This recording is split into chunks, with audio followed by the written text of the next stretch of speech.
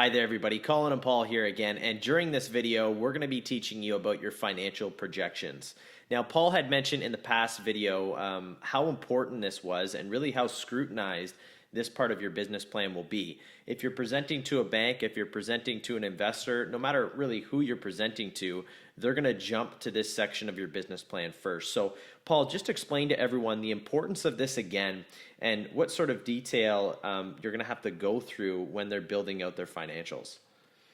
Yeah, I mean, in your business plan, as Colin just mentioned, this is the section which people are going to look at most closely, because when they read the financial projections, they're going to see how well you understand your business.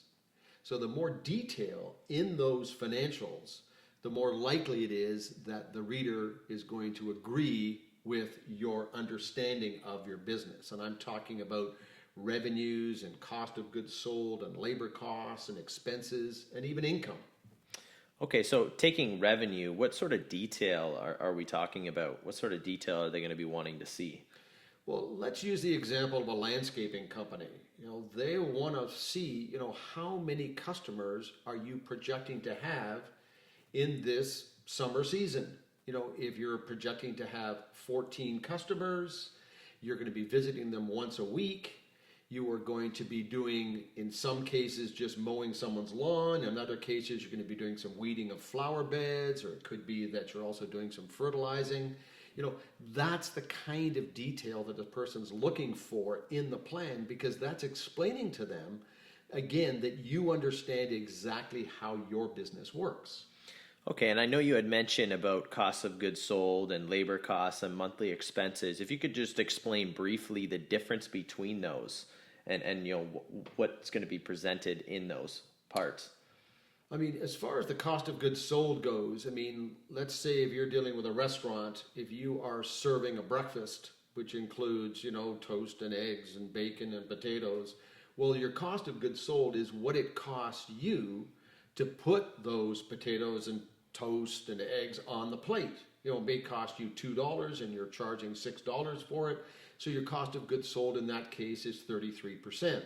When we're talking about labor costs, we're talking about what does it cost for you to hire people to either manage your business or to execute whatever it is you are offering your customers, and also paying yourself.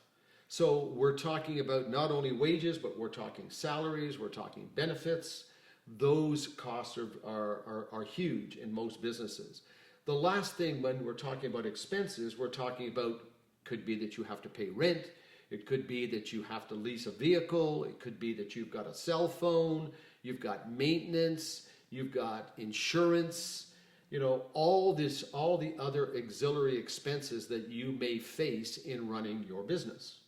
So essentially, when you build out your financials that way, showing your revenue and all your expenses is essentially proving your concept to be able to show you that this is the amount of money this business can actually generate. Yeah, it's a very good term, the idea that you are proving your concept. And again, the first person you have to prove your concept to is yourself. You have to show that if you're going to go and invest all this money in setting up your business and going out and marketing your business and buying equipment and hiring and training staff, that at the end of the day, it's worthwhile, that there's income at the end of the day, which therefore you can then put in your pocket.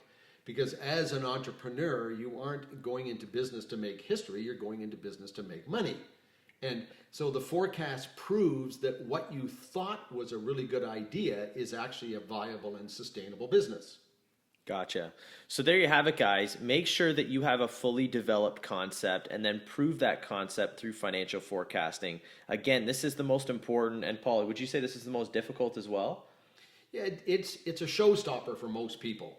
But with this course, we take you step by step through the process, and we'll give you a financial forecast that is dynamic and one that you can not only use to secure a loan, but also can use in your operation to compare what your forecasting was to what your actual sales were.